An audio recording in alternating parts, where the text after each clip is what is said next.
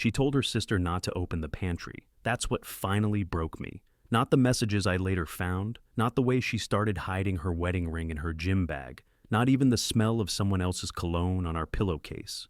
It was that one stupid sentence barked across our kitchen like a warning shot. Don't open the pantry. Her sister Valerie had just flown in from Denver for a surprise visit. I hadn't seen Val in over a year. We hugged, caught up, laughed about how my beard was finally filling in. It wasn't. I offered her wine. Mira said she was going to tidy up, and by that she meant throw things in the pantry and slam the door shut. Valerie, being Valerie, opened it anyway. Mira snapped. I remember it exactly. The tone in her voice. That odd tremble you only hear when someone's protecting something way too precious. Val looked confused and said, "Geez, okay," and gave me a look like, "What the hell is that about?" Mira laughed it off, said there were mice traps in there. There weren't. I knew what was really in that pantry, and no, I hadn't looked yet. But I knew. Mira had been getting sloppy. Emotionally distant, yes, but worse, arrogant. Bold, in that subtle way someone gets when they think you're too spineless to question them. She was right, for a while. You see, I'm not the do-something-about-it type. I'm the guy who writes long, unsent emails to people who ghosted him. The guy who replays conversations in the shower and thinks, I should have said that instead. I wait too long. I rationalize things to death. And that's how she got away with it, until the pantry. That door, that damn door, might as well have been glowing. It became a symbol of everything she was hiding, secrets with hinges, shelves of betrayal. I didn't sleep that night. While she snored, I stared at that door from the hallway, half expecting to hear voices behind it. The next morning, I opened it. Nothing, just shelves, cans, towels, batteries. Until I saw it, wedged behind a bulk pack of paper towels, a small maroon notebook, not hidden well, almost like she wanted me to find it, or thought I never would. She'd titled it, What I'd Say If I Was Honest. The first page was about me. He asks me how I'm doing, but doesn't listen. He always wants to talk about things. It's exhausting. He's a heavy person. Everything about him is heavy. That's what she wrote. Heavy, like I'm a blanket she sweats under. I flipped through it like it was burning in my hands. Entry after entry. Her feelings, her confessions, her comparisons, and finally, the real bomb. I don't think I'll ever tell him about me and West.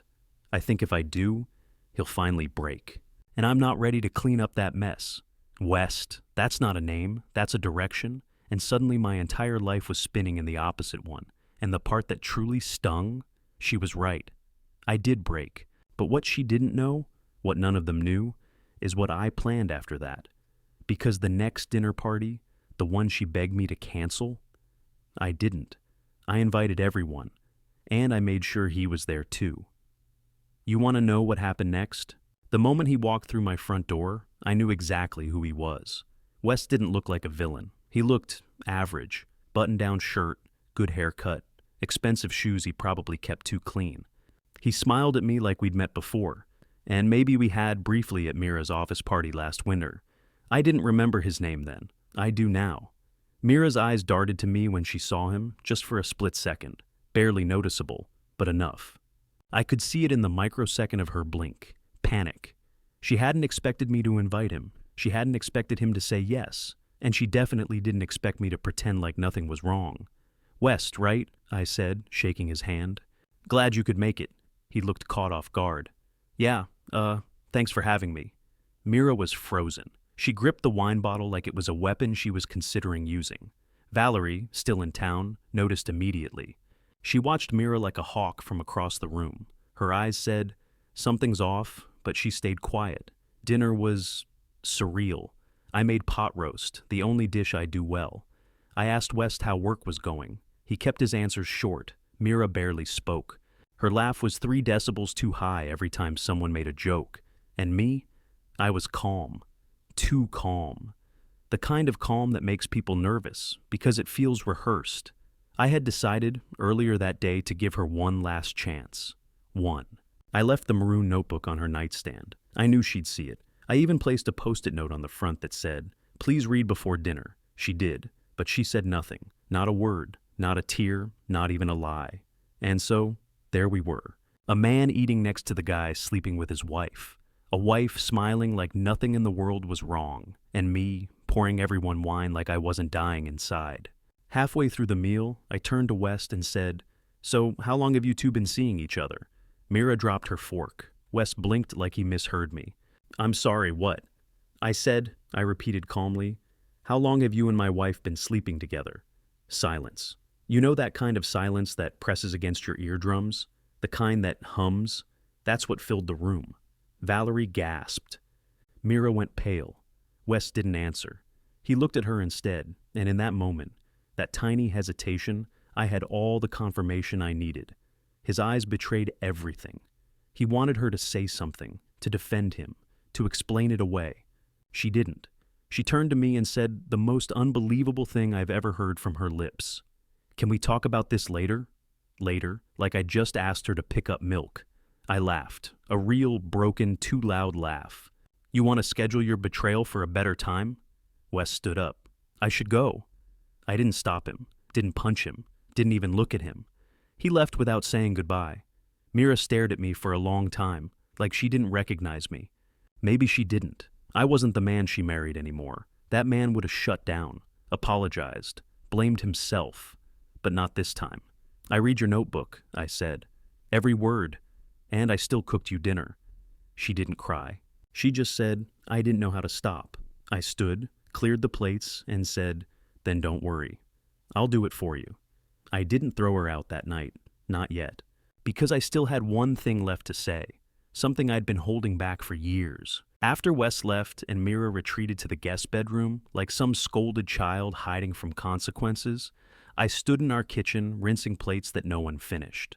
I didn't do it because I cared about cleanliness. I did it because I needed something to do with my hands that wasn't punching a wall or screaming into a towel. Funny how betrayal doesn't look like the movies. There's no dramatic soundtrack, no thunderstorm outside, just the faint hum of the refrigerator and the weirdly slow drip from the faucet I've been meaning to fix for 6 months. I loaded the dishwasher, careful and quiet, until I noticed something that made me pause.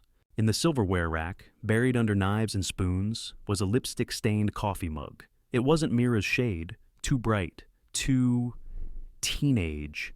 Mira wore muted colors, professional tones.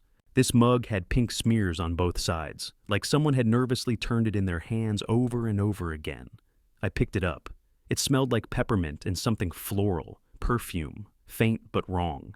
Someone else had been in our house, not just West. Someone else. I checked the trash. Buried under the usual junk mail and packaging were 2 receipts from a bakery across town we'd never been to together. One dated 3 days ago, the other over a week old. Both said, "to go." 2 drinks, 2 pastries. Paid in cash. She didn't leave her name, but she left the bag with the receipt in it like she thought she was covering her tracks, or didn't care if I noticed. This wasn't a single affair. This was a lifestyle, a pattern. West wasn't the only one. That was the moment the numbness began to melt into something else. Not rage exactly, but a kind of slow, boiling clarity. I wasn't just cheated on. I was replaced, piece by piece, moment by moment. While I was folding her laundry and fixing her stupid wireless printer, she was building a secret life filled with peppermint perfume and pastries I never got to taste. And so, for the first time in years, I went upstairs, opened the door to the guest room, and didn't knock. Mira sat on the edge of the bed, still in her dinner dress, her makeup slightly smeared, not from crying. I would have respected tears. But from exhaustion, maybe, or boredom. She didn't look surprised to see me. She looked relieved. "I know about the others," I said. She flinched, not dramatically, just enough to know she hadn't expected me to get there that fast. "Who?" she asked, like she genuinely didn't know which name I might say. "Does it matter?" I said. "Or are we ranking them now?" She looked away. It wasn't like that. "Then what was it like?" I asked, stepping further into the room. "Tell me, Mira. Walk me through the moment where you decided I didn't matter anymore. Was it gradual, or did I do something specific that made you turn into a stranger?" She took a long breath, like she was about to lie. But then she surprised me. "You stopped noticing," she said. "Stopped asking questions. You used to challenge me. You used to have opinions. Then everything became about avoiding fights, about keeping the peace. You became smaller." Smaller. That word hit like a slap. I became smaller, I repeated, half laughing. That's rich. I adjusted. I gave you space. I supported your career, your weird routines, your need to be in control of everything. I shrank so you could breathe. She looked at me finally and said something I'll never forget. I didn't ask you to shrink. I just stopped loving you when you did. It was the most honest thing she'd said in months, and the cruelest. I stood there, not speaking, not moving, while my mind replayed every quiet dinner, every unanswered text, every time she said, I'm fine. And I believed her. And all I could say was, I hope West is more your size. She didn't respond. She didn't beg or cry or apologize. She just nodded. That night, I didn't sleep. I didn't even try. I sat in the living room with the lights off, listening to the house breathe, the creaks, the hums, the quiet betrayal of things we used to share. And as dawn broke through the blinds, I made a decision. I wouldn't just leave her. I would erase myself from every part of her life where she used to rely on me. I'd stop being the guy who fixed her car registration, remembered her mom's birthday, restocked her favorite tea without being asked. She didn't want me? Fine. She could learn what silence actually feels like. But first, I had one final move to make. The following day felt like a surreal layover between two lives, one I no longer wanted and another I hadn't yet figured out how to enter. Mira stayed silent. No texts, no notes. Not even her usual passive-aggressive rituals, like slamming drawers just slightly louder than necessary. It was almost as if she was waiting to see which version of me would surface. The broken, compliant husband who'd fold into himself like paper, or the man she never really bothered to get to know. I played along. I showered, dressed, even made coffee for both of us like I always used to, setting her cup on the counter without a word. She didn't touch it. By noon, I was back in the guest room, not to confront her again, but to search. I knew there was more. You don't hide one notebook unless you're hiding others, and I was right. Inside a box labeled old taxes, she knew I'd never willingly open anything labeled taxes, I found a padded envelope duct-taped shut. It was heavier than expected. Inside was a cheap USB drive and a letter, a real one. Ink, no date. Just 3 words on the outside of the folded page. If it ends. I hesitated. For a moment, I felt like an intruder in my own life, like I wasn't supposed to be seeing this. But I had to know. I plugged the drive into my laptop, heart hammering against my ribs, and opened the only file it contained, a video. She was sitting on the edge of our old sofa, her hair longer, her face younger. The timestamp said 2019. She started speaking immediately. No warm-up, no preamble. If you're watching this, Clay, then I guess you found out. I don't know how or when, but I need you to hear this the way I practiced it, because if I try to say it to your face, I'll lie. I always do. I leaned closer, hypnotized. I didn't mean for any of this to happen, but it started a long time ago, long before West, before any of them. You never knew this because I made sure you wouldn't, but there was someone before we got married, someone I never told you about. My stomach twisted. I paused the video, considered not pressing play again, but I did. His name was Drew. We were engaged. I broke it off because he cheated on me, or at least that's what I told everyone. But the truth is, I cheated first. I couldn't stop myself. It felt like I was wired wrong, like every time someone saw me, really saw me, I needed to prove I could own them. Seduce them. Leave them before they left me. It wasn't about sex. It was about control.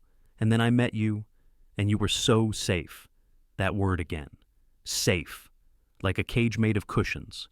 I thought maybe you could fix that part of me, or bury it. But when things got too easy, too quiet, I started to itch. That part of me, it never went away. I just hid it better. The video cut off. No goodbye, no apology, just black. I sat there, reeling. Not from the cheating, but from the brutal clarity of her words.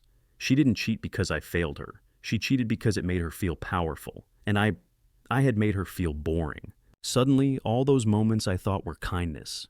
When she let me pick the movie, or plan the trip, or choose the restaurant, they weren't generosity. They were indifference. She gave me the illusion of control while she slowly siphoned pieces of herself away behind my back. She never wanted me to be her equal. She wanted me to orbit her, predictable, manageable, replaceable. I didn't feel rage, not exactly. What I felt was a kind of cold resolve, like watching floodwaters rise in a house you'd already decided to abandon. You don't stop it. You just stop caring about what gets ruined on the way out. And that's when I knew what I had to do next. I wasn't just going to leave. I was going to take back the narrative, my name, my side of the story. Before she got to rewrite it in her version of events, where she was confused and I was distant and everything just fell apart.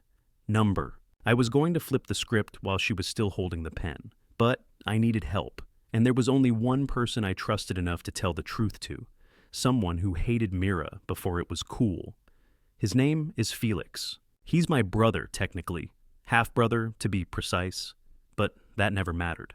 What did matter is that he never liked Mira, not from the first time he met her, 3 days before our wedding, in the middle of a storm that delayed our rehearsal dinner. Felix pulled me aside, still soaked from the rain, and said one sentence I'll never forget. "She talks like she's already bored of you." I laughed then, told him he was being dramatic. He said, "You'll see. She's the kind of woman who wants to be loved like a secret but treated like a trophy."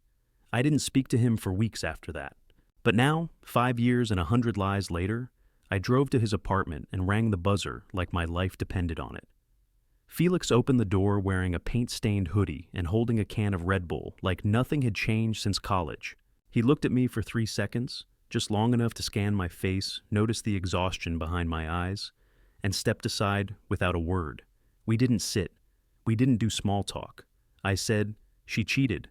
With more than one. He didn't flinch. Just cracked open the Red Bull, took a sip, and said, "Of course she did." I didn't expect sympathy from Felix. He never offered it, not even when our dad died. But he did offer clarity, and that's why I came. I showed him the video, the receipts, the notebook, everything. When it was done, he leaned back in his chair and let out a breath that wasn't quite a laugh, more like a slow exhale of a bet he'd just won. "Okay," he said. "So, what do you want to do? Leave her or haunt her?" "I want her to know she lost control, completely," I said. He nodded slowly, a grin spreading across his face. And then he said, "We ghost her from her own life." It wasn't about vengeance, not the fire and smash kind.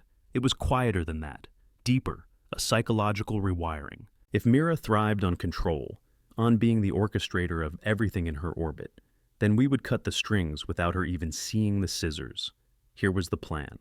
Step 1, disappear emotionally before I physically leave. No reactions, no arguments, no hints. I become a mirror. She reflects what she puts in, and if she puts in nothing, that's exactly what she'll get. Step 2, extract myself from every system she depends on.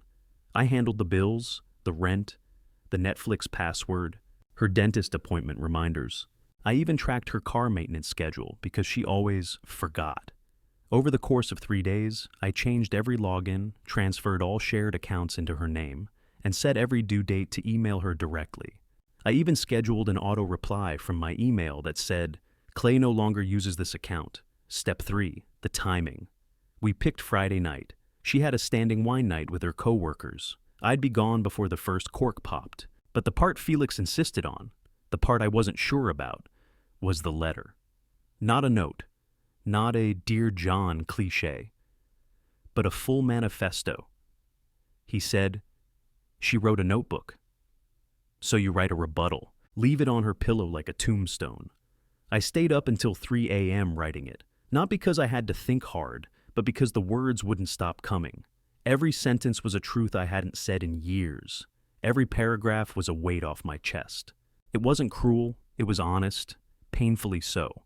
I didn't name call, I didn't accuse, I just documented the love I gave, the effort she never saw, the moments I realized she was already gone long before she physically cheated.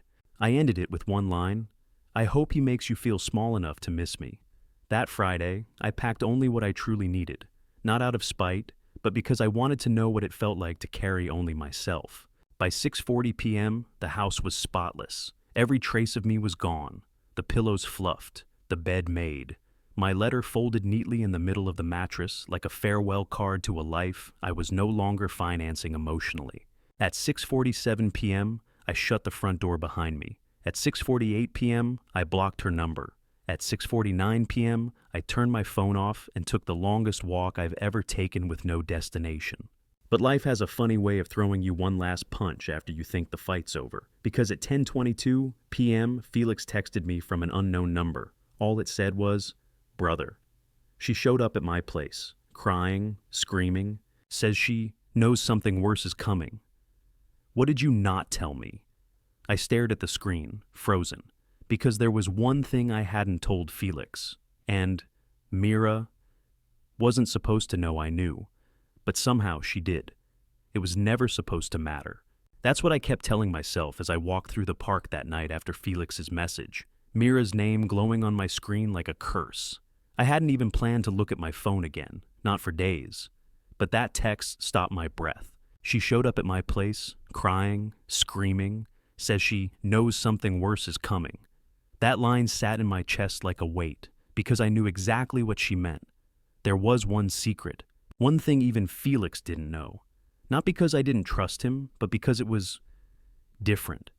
It wasn't a recent affair, or an emotional betrayal, or a notebook hidden behind paper towels.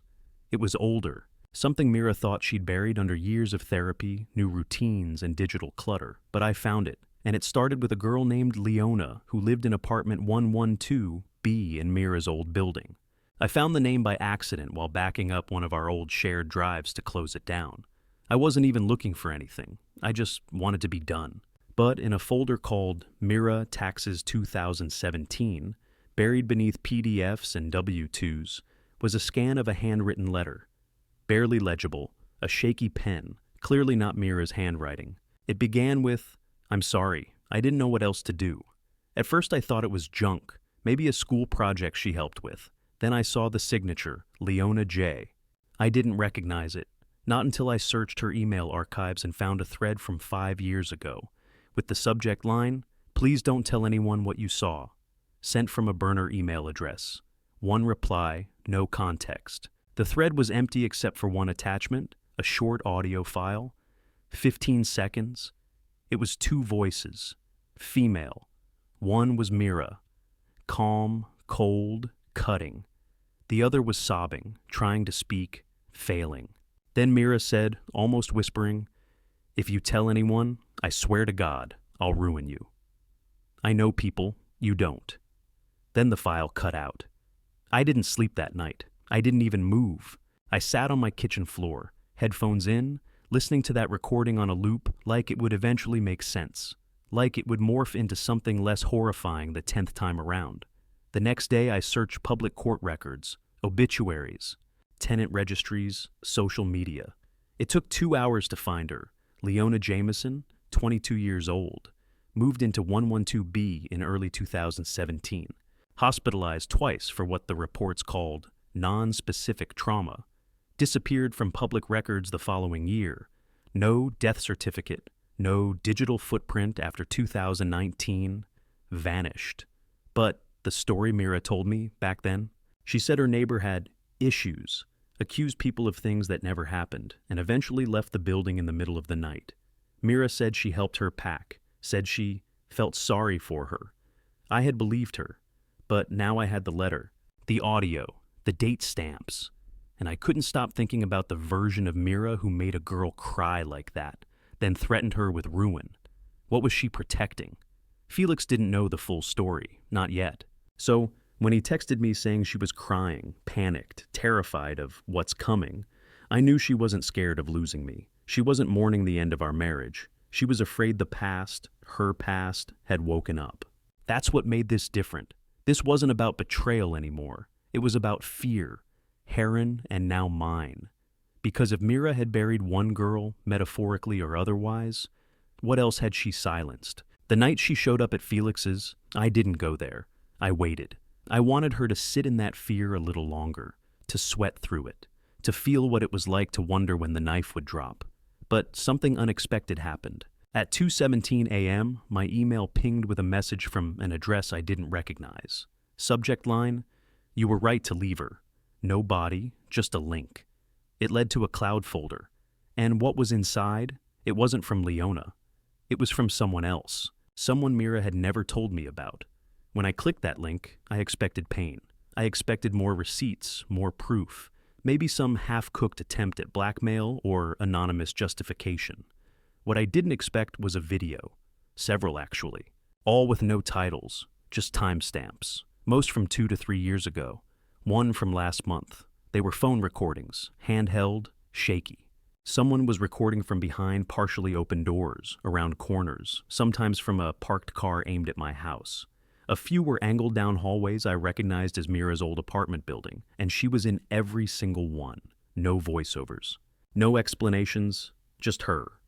Walking, arguing with someone off-screen, yelling once, a scream so raw and venomous, it sent goosebumps down my arms even through the tinny laptop speakers. In one video, she grabs another woman by the arm and forces her back into a stairwell. I couldn't see the woman's face. She was mostly off camera, trembling, but Mira, her expression was something I'd never seen before. It was cold, deliberate, void of empathy. She looked like a CEO firing someone who just found out they were pregnant, not angry, inconvenienced. That was the moment I realized something brutal and undeniable. I didn't know who the hell I had married. I thought the worst she'd done was betray me, but these clips weren't about infidelity. They were about power, about control, about someone trying desperately to erase witnesses. From what, I still didn't know. I scrolled through the folder, and that's when I saw it. A document, a PDF, 1 page. At the top, statement Maren E. Maren. That name struck something old and loose in my chest. I knew it, but couldn't place it at first. Then it hit me. She was Mira's old friend from university. A girl I'd met once at a New Year's Eve party who had barely spoken the whole night. She sat on the couch, drinking mineral water, and left before midnight without saying goodbye. Mira once told me Maren had emotional instability, and they'd lost touch because she made things up to feel important. The document had a typed note from Maren herself. The kind of note you write when no one believes you, and you finally decide you don't care anymore. Her words were like a slow unraveling of someone who'd been quiet for too long. If you're reading this, it's because I've finally stopped hiding. I've been watching from the sidelines while Mira builds this perfect life on top of all the people she's buried emotionally. Sometimes worse. I've tried telling others. No one listens.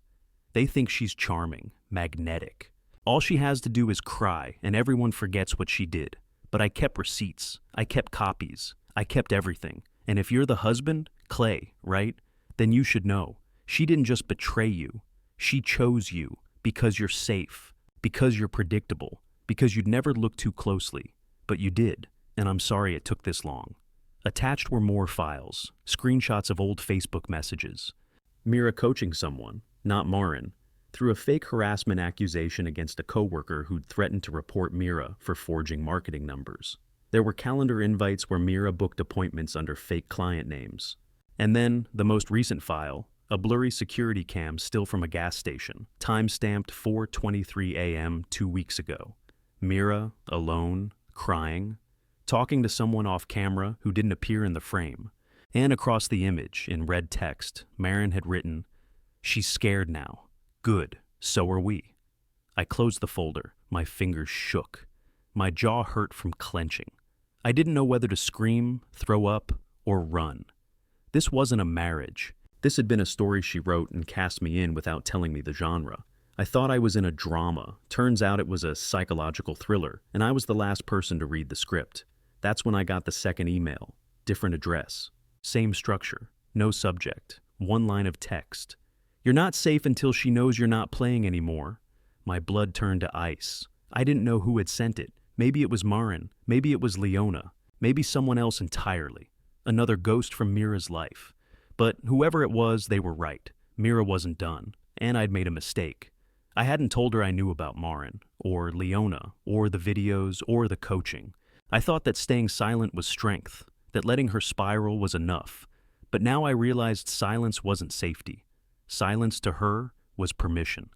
And she had just started fighting back. Mira didn't text. She didn't call. She showed up. I was back at Felix's, the only place I felt tethered to anything real. We were sitting on the floor, splitting a greasy pizza, and arguing over which decade had the worst fashion when there was a knock at the door. Not sharp, not frantic. Just 2 steady knocks, a rhythm that felt rehearsed. I knew it was her. Felix stood, glanced at me. "You want me to send her away?" I shook my head. Let her in.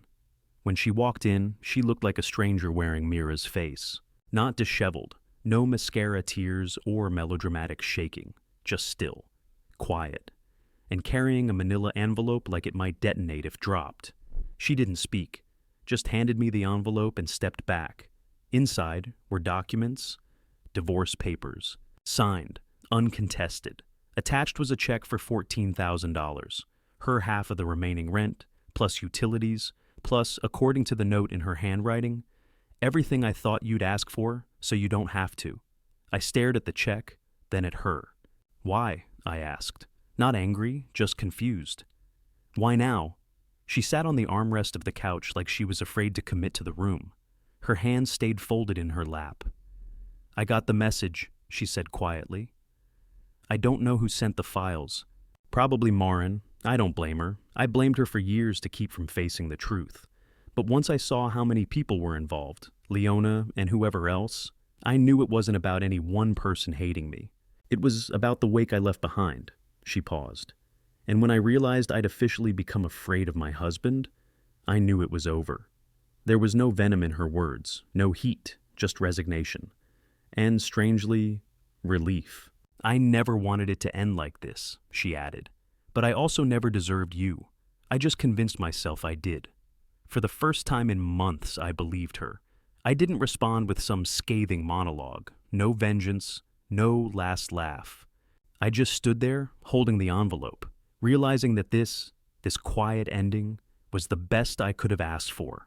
No more performances, no more hidden files, just closure. After she left, Felix and I sat in silence for a while. Then he cracked another Red Bull and tossed one to me. To healing, he offered. To better stories, I said. It's been 9 months. I live in a smaller place now. 1 bedroom, lots of windows. I adopted a dog, Penny, who loves shredded mail and barking at ceiling fans. Therapy's been a slow burn, but I'm showing up, week after week, unpacking things I used to swallow. Sometimes I still wake up expecting her next to me. Not out of longing, but muscle memory.